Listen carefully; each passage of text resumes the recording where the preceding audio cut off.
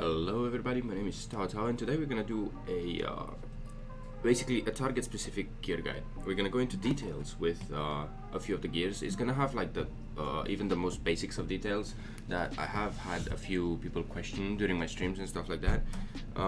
That does not mean that I'm making fun of anyone or anything of the sort, but basically it's just gonna I'm just gonna explain how the gear works on both. The reason why I have my JP on the left is because I'm gonna need some gear explanation for like I'm gonna have to explain why certain gear sets are on a hero that I have already on JP and I do not have on global yet, because I only play global on stream and I don't really farm it off stream or stuff like that. Basically, you have gear that can be farmed from equipment, so you can farm attack gear. Sorry, oops, I did not mean to click on that. Okay, this is the easiest way to know where to find the gear from. You go to this tab and then you have attack gear, which is in town 1, defense gear, which is in town 2, HP gear, which is in town 3. These are the main ones you're actually going to use. You will almost never use crit chance gear, crit resistance gear, and regen gear. Like these two right here, you will never be using them. I have never seen anybody use them. I have never felt the need to use them myself. This I have used a couple of times, but only a common set, and then I just dismantled it a couple of days later. It's not useful. So these are the main ones we're gonna be using. Plus, there's another 3 or 4 sets that you can get that are not available in here. They are only available in the PvP shop or through summoning in the gear gacha with the chests that you get as rewards from the PvP shop. From doing the PvP, from the PvP rewards in Ungear. They give you gems and they give you some sort of chests with which you can summon in the gear gacha. If you see here on JP, this is the gear gacha, the one where Meliodas is, and they give you these chests right here, and they can drop you crit damage gear, crit defense gear, and lifesteal gear. The lifesteal gear is really no use. The crit defense gear is actually no use. They are just not useful. I know many people might have said different. They are not.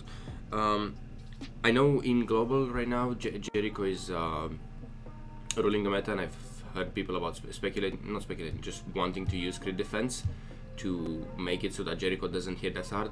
That's not how it works. You will, even if you use that, you will be a bit more tanky against Jericho's. By all means, you will not mitigate her damage. You will not make her do 0 damage to you. She will still hit like a truck, and she will hit even harder on other units when she doesn't crit. So basically, you only have to use attack, defense, HP, and crit damage gear. That's pretty much all the gear you're gonna use. And crit damage you're really ever going to use in PvP, because it just makes you way too squishy. It makes your hero way too squishy. The only reason why you don't buy the only reason why you are going to use the chests in the gear gacha is because, first off, you can buy this gear right here, the crit damage and all of that stuff. You can buy it in the PvP shop. Once you reach a certain category, you can buy the rarity of the gear that you want. And the only reason why you have to do the gacha, if you really wish to, is because the runes, you cannot buy them in the shop. You can only find them in the actual in the gacha here through luck. But that can be very easily avoided if you're only going to make 1 crit damage gear, for example, because you're just going to make something like this. You ignore the gear. So basically, you're going to have for example, you're gonna make this one. You're gonna put this. You only need 2 pieces of crit damage gear to actually make a set. So you're going to be using them on the ring or on the necklace, let's say, rather than the rune that is very difficult to get. Or no, it's not very difficult to get, it's just very RNG to get through the chests. So you can just buy the crit damage ring and a crit damage earring, replace this, for example, and that's it. You have a crit damage and attack set. Now, another thing that I've seen many people not know is the fact that you can roll the base stats of the gear, be it on common, rare, uncommon, rare, SR or SSR. You can roll the stats. On SSR it costs gems. I would not recommend rerolling on SSR. I would recommend waiting on SSR gear until the free stages are on half stamina, and they happen quite often on global, as you see. To know when something is on half stamina, unless like if you're not part of any community that has news, Seven Deadly Sins, Crank Cross news related channels and stuff like that, like in the community Discord and such, you just have to go to the event tab every time. No, not every time, just every day. Notices and see stamina, boss battle, stamina decrease until the 24th. It's the 22nd now. There's 2 more days left as of when I'm filming this video. Usually you look at this and you know how long it's going to be for and what's for. Boss battle stamina is the battles that you have to do to spawn the deathmatch. Free stages are all the stages that drop you gear and ingredients to make food. And then you have the special dungeon half stamina, which is for the books for the books and EXP potions. And I would suggest making the most out of half stamina on these stages by farming books and then selling them. They do not work with Veronica. You do not get 20% extra gold if you sell them after you talk to Veronica and you give her food, but it's still one of the best ways to actually farm gold. If you see up top, it's basically from books and stuff like that. On JP as well, I have just been farming books non-stop. If you I know I said this is a gear guide, but I'm just gonna get into small details with everything else as well. Just quick like details and stuff and such. Okay. So why do I say target specific gears? It's because I see many people asking me like, oh, should I roll maybe defense on the ring? The most basic of things is you can only roll attack related stats on the ring, such as attack, crit damage, crit chance, and pierce rate. Some of those, like all of those, have their own use. You can only roll that attack related stats on ring bracer. You can only roll defense related stats on necklace and earrings. And the way to when you actually roll something, you can try and go to reroll for it. You can, if you click on this magnifying glass, you can see what you can get and what's the lowest and the highest number of the stat that you can actually get. Only defensive stats on the necklace and earring. Here you 90% of the times go for defense as high as you can, and in the very off chance of some bosses that I will show later on gear for them in on JP, you will go for patience rate, right? And then here you never ever, on the rune and the belt, you never ever go for anything else but HP. HP percent. HP percent in this game is a basically a CC enhancer, let's say. It gives you the highest amount of CC. So that's why you. That's not the only reason why you want to roll for HP. It's because there's absolutely no other stat down here that you need. Like regeneration rate is not very important. It's not important enough for you to sacrifice the HP you could get from the rune and the belt in order to get that as a sub roll. And recovery rate and lifesteal, same thing. Okay, now you may be wondering, but why do you have common gear on the left? And what SSR gear on the left and common gear on the right? So basically, it's because they both give the same thing, right? Bracer gives attack like the ring, necklace gives attack like the defense like the earrings, belt gives HP like the rune. But they give a higher. Let me go on JP here for this to give a proper see. So basically, their base stats. It's all about the base stats. If you see, this is attack on the ring. This is 630 attack. On my bracer, that has a pretty bad. Let's pretend everything is max, right? The stuff on the left essentially has double the stats, the base stats of the things on the right, the gear on the right. See, 6,000, 12,000. So that's why having SSR on the left in the beginning, because you're going to be struggling for gold. If you're struggling for gold, if you're not struggling for gold, then by all means go ahead and buy SSR all around. But basically, yeah, that's the only reason why we're using that, and because you can actually run. I will explain why my Elizabeth has pierce rate. So that's the reason. That's also another reason why you want to run common gear, is because you can actually enhance them to max and get maximum, like maximize the percentage you can get, the percentage of the stat that you can get, and then adds up in the total amount. So even if you were to awaken the hero it doesn't matter if you make the gear first or awaken the hero first. They eventually all add up, and then all of that stuff. So that's the reason why you have why I have my gear like that. It's just more cost effective, and you don't lose too many stats in the beginning. Then later on, when you actually get enough resources to make a full SSR on the left as well, for full SSR set, like let's say an entire attack and defense set on the left and on the right, you can use the common gear to put it to your association link. And association links is very important that they have maximum level ultimate. It's important to have it because the higher the level of the ultimate, the more stats you will transfer. At level 1 ultimate, your association will transfer 5% of their entire stats.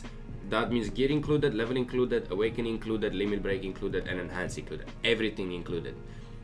Everything, let's say if your association stat has 10,000 attack, if the link is maxed, you will transfer 1,000 attack to your main unit, which is very important.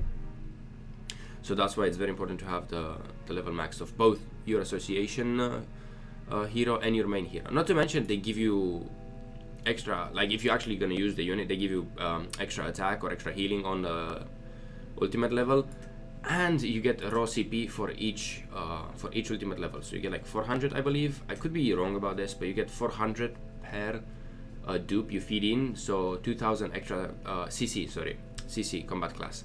You get 2,000 combat class if you go from level 1 to level 6 with their ultimate. Now let me get into the specifics as to why I have some certain gear on certain units. It's very important that you read all the skills and the uniques of all the units and their ultimates. Now if you see here, inflicts damage, yada yada, she decreases defense related stats by 20%. This is not the reason why she has pierce rate on her ring. The reason why she has pierce rate on her ring, also the reason why it's a bit easier to use common gear on units like Elizabeth and like Hauser, is because you actually afford to roll this risky substat that will really not ever be useful on any other unit other than her, Hauser, and let's say Blue Demon Meliodas, which is not released on global yet, but we're not going to get into that. This skill, this is the more important one, inflicts pierce damage to the enemy. Basically pierce triples the damage. Pierce rate increase, triple.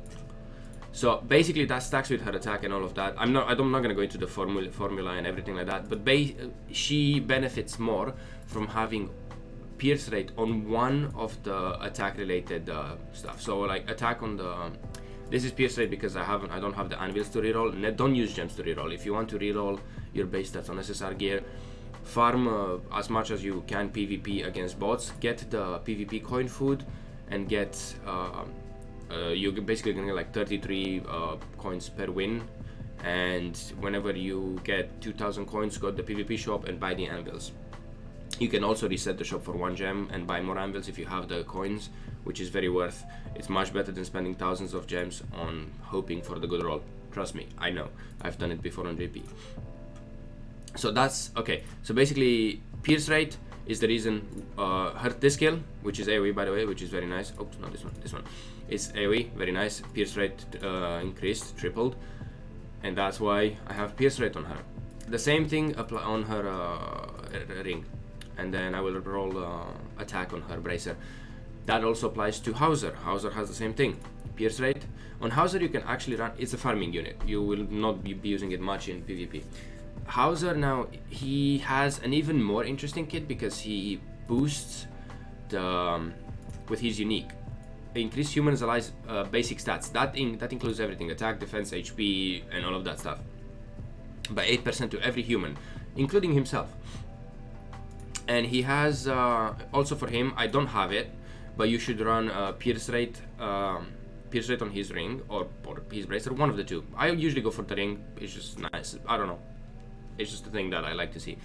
And you can, instead of running attack and defense, for him you can run attack and crit damage, because here this second skill of his has increases the crit chance, doubles it, right?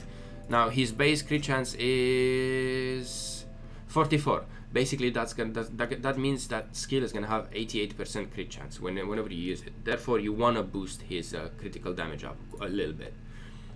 It's basically free damage you can get. It's against mobs in PvE. You don't really run the risk of them killing you and anything like that. And then pierce rate on his ring because he has pierce a pierce skill, just like Elizabeth Hawk that I showed earlier. Now after that we have the slightly more niche heroes, which I'm going to go to JP for. That you do not have to just yet, as you don't really have the resources, but you can run triple crit damage units sets. Jericho, basically after a while she's gonna be more used in PvE than PvP. She's a very good unit. She's a nuker. She basically hits super hard in bosses that need to be hit super hard. For example, as guild boss. In guild boss, the higher you hit in like 5 turns and some other details, but basically bottom line is the harder you hit, the more points you get. That's the gist of it. And that's why, for example, for Jericho I have run triple crit damage gear with crit damage on her one of her things and an attack on the other one. This is attack in JP and this is crit damage in JP.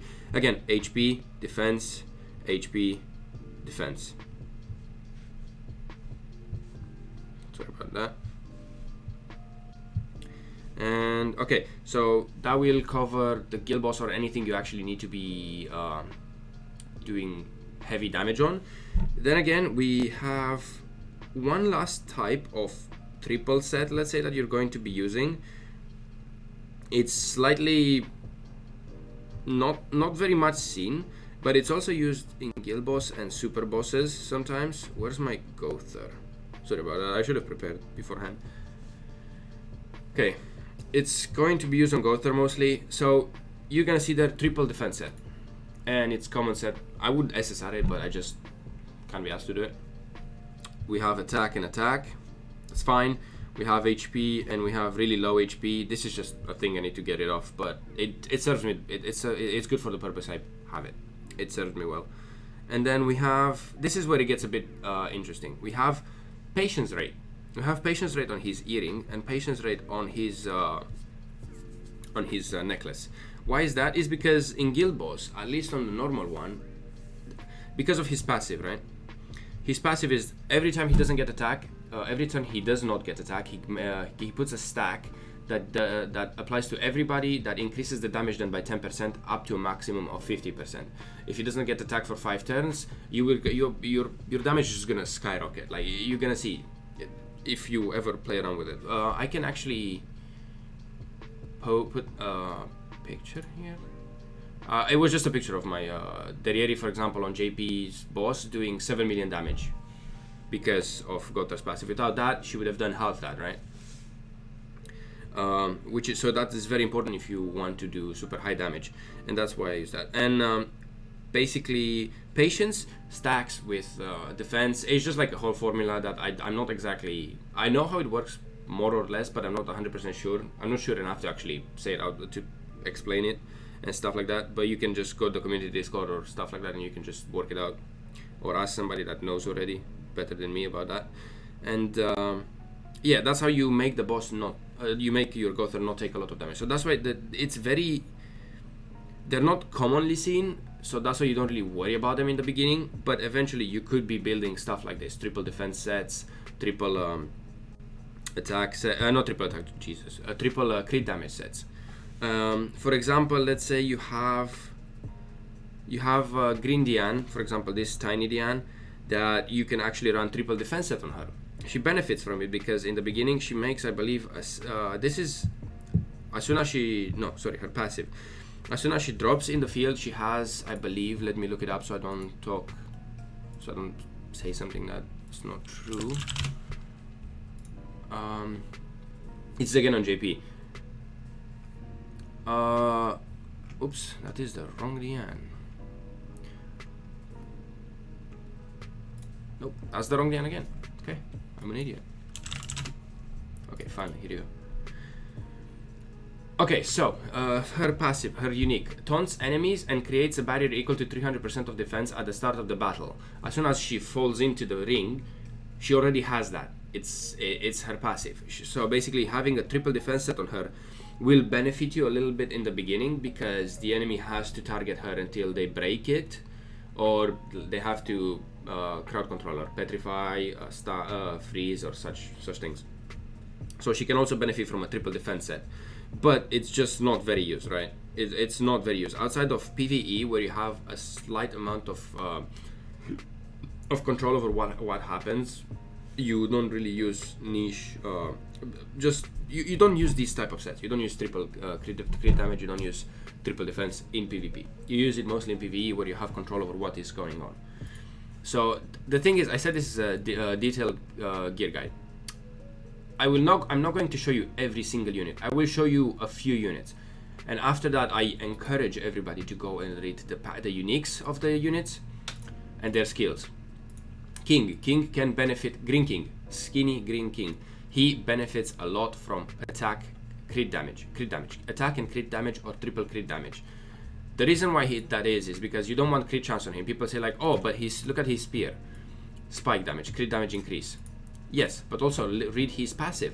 Increase crit chance by 10% per each ultimate move gauge, or increase by an additional 50% if completely filled. So you get 50% per gauge, 50% if you have the gauge full, and then on top of that, when it's full, you add another 50. So like when you have ultimate up, it's 100% extra. That is an 100% extra on top of whatever else he has. That can be boosted by never roll crit chance on your gear. That can be simply boosted by having weapons that boost crit chance. Eventually you will get these, crit chance. Weapons can boost that. So you can get to like 40% and then 100% extra on top of that when you have the ultimate up. Use buffs and stuff like that, and he will do a lot of damage. So you want to use attack and crit damage on him, for example. That's why he's so good.